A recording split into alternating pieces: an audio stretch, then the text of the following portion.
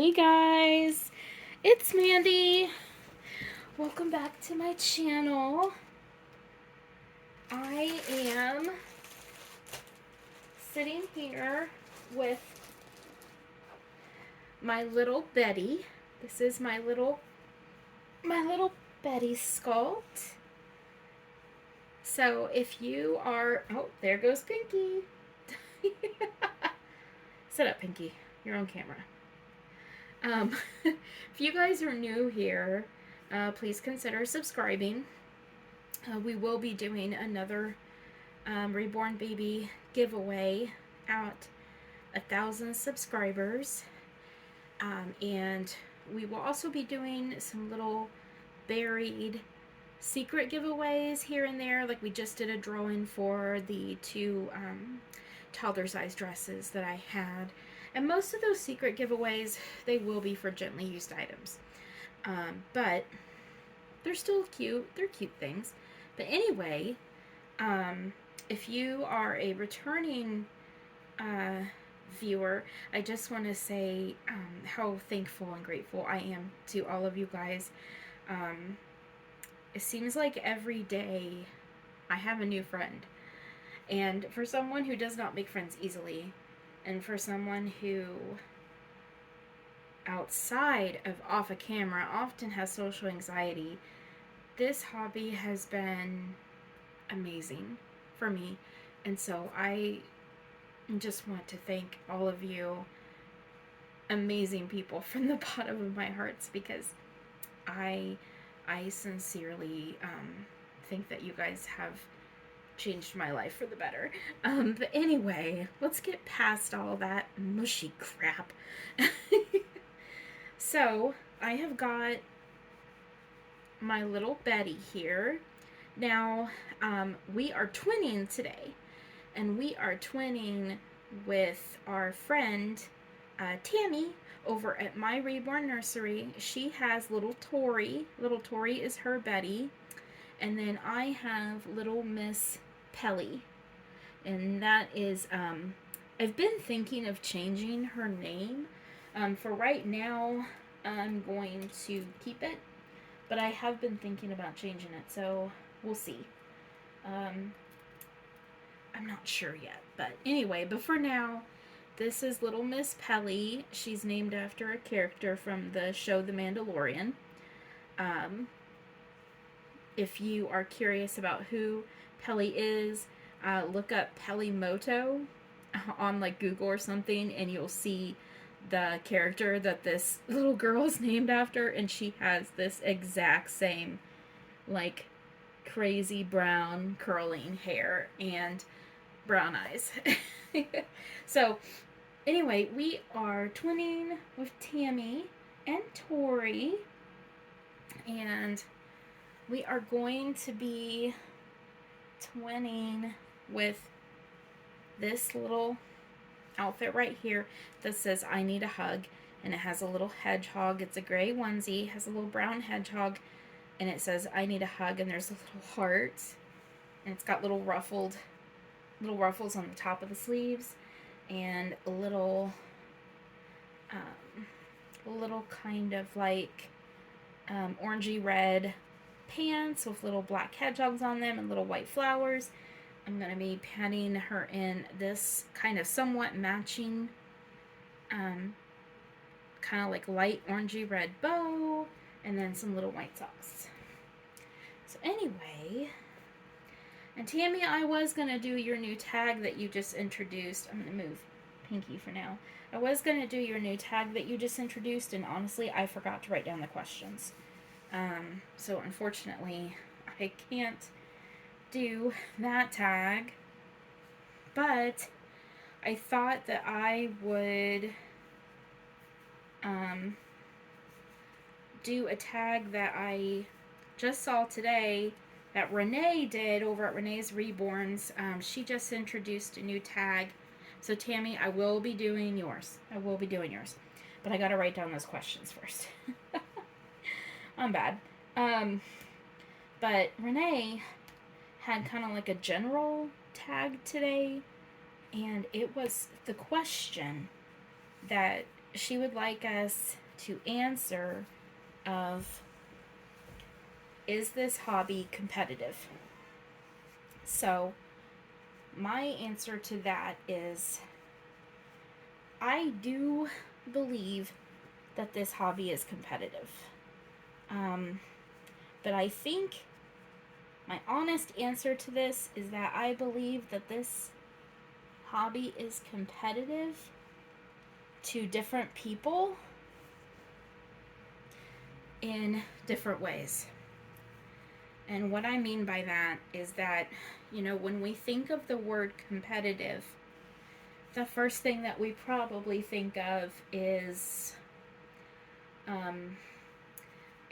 this is her little birth announcement onesie that Kelly from Garden of Eden sent her in. Oh, let me take out her little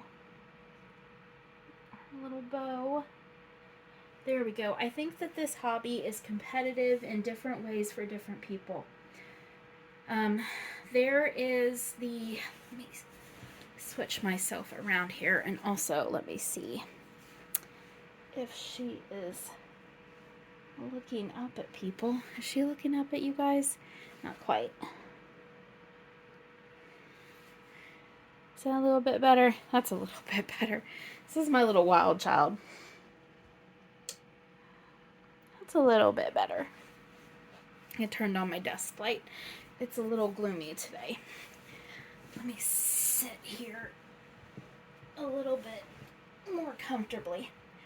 I think there's the negative connotation that comes with the word,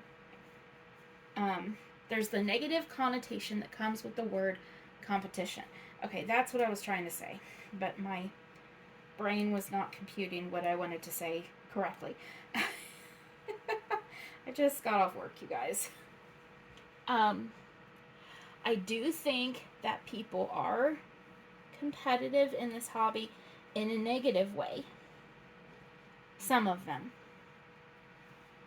I think reasons for that competitive negativity that can happen is that I do think that with some people there could be a level of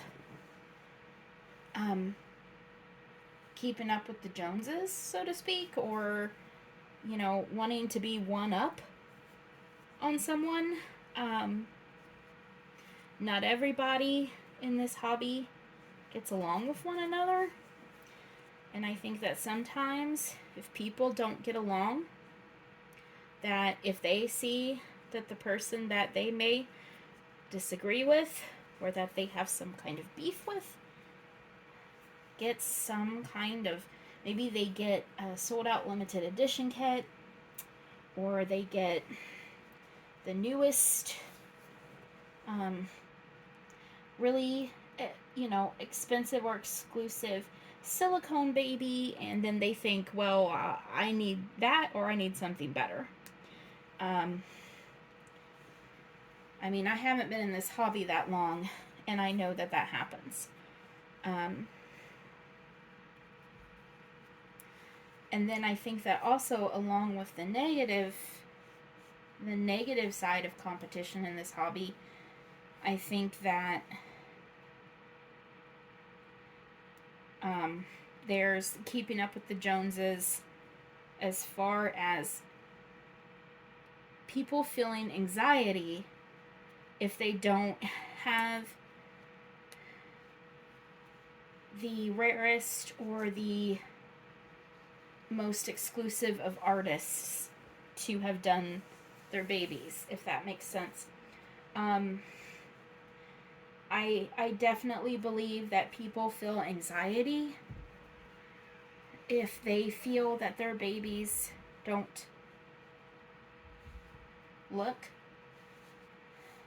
pretty enough, or if they believe that their artist who does their babies is not that exclusive, and they want to be, they want to have that really high price exclusive artist do their babies. I think there's that. I think there's that negative side. And I feel that both of those kinds of competition in this hobby are not healthy. I'm going to address the second first. Listen, Mama. That's what I want to say to you guys. Listen, Mama. Listen, my reborn mama or my reborn collector. Your babies are beautiful. I don't care how expensive they were. I don't care who painted your babies. Your babies are beautiful, and they are beautiful because you chose them and you love them. If you love that baby, regardless of who painted that baby or how much that baby cost, then Mama, that baby is gorgeous. That baby is beautiful. And I will celebrate that beautiful baby right along with you. If you feel that you see someone who you feel that you're in some kind of competition with, or that you need to get, the fanciest, most expensive dolls because you somehow need to feel that you can have one up on them, please stop. That's not healthy. That's not healthy for you. That's not healthy for your mind or your brain. That is not healthy for your checkbook. It's just not healthy. It's not a healthy mindset to have, to feel like you have to keep up with people. So then, because I want to end on a positive note, I think that for other people, there is a healthy aspect of competition to this hobby. And that is inspiration. I think that when we see someone adopt a new baby by a particular artist, or that we see someone adopt a particular kit, we can feel the spirit of competition, but it's not in a bad way, it's in an inspired way. I can't tell you how many times that I have seen someone introduce a beautiful kit, like let's take this girl right here. When Anne first introduced her beautiful Lola, I remember sitting there and thinking at that baby and thinking, I've got to have that sculpt. And in my mind, that was kind of like a healthy way of competition, because it took me a while to get one because I had to have the funds, and I also wanted to make sure I was getting just the right one. But to me, that little bit of kind of like, oh, well, I need that baby, that that inspired me to add that baby to my collection. I think that competition is healthy when we have fun competitions, like Dolls Rescued and Peacecraft dolls and Beth. Oh, why am I forgetting your last name, Beth? Beth Marston? Beth Ramsden and J Dolls UK, they do these amazing Blythe doll competitions. And so that's healthy competition. That's friendly competition. And that's great because, they get to have fun creating beautiful things, and then we get to have fun watching it. So I think, that's kind of how I view competition in this hobby. I think that there's two very negative ways that we could compete or feel that we have to compete in this hobby. And then I think there's that sometimes the competitive spirit gives us inspiration, not to have one up on somebody, but just to that we want that doll, or we oh, that artist is amazing, I would love to have a baby painted by this really talented artist. And then the actual literal competitions, like the Dolls Gone Goth, and the recent the red carpet one. God, that was fun. Let me put this bow on her. Alright, girl, you have got the craziest curly hair. This is, you know what's funny is I really desperately wanted a Bettie. And, you know, I got my Bettie, but what I think is kind of funny is that my Bettie looks wildly different from everybody else's Betties. I originally wanted a painted hair Bettie because that was what I was seeing, and a lot of my friends have Betties with gorgeous painted hair and beautiful blue eyes, and they have, you know, the roses and cream or the roses and ivory complexion. And then I've got this little like out of left field looking Bettie. But I love her though. She looks she looks she doesn't look anything like Tori. I don't think we could have had two Betties that look more different than these two sweethearts right here. They look so different. But that's okay. Let's put Pinky back up here. So there she is, Auntie Tammy. There she is. There she is, Cousin Tori. Say we love you, Cousin Tori. Mwah. Say we love you, Auntie Tammy. Mwah.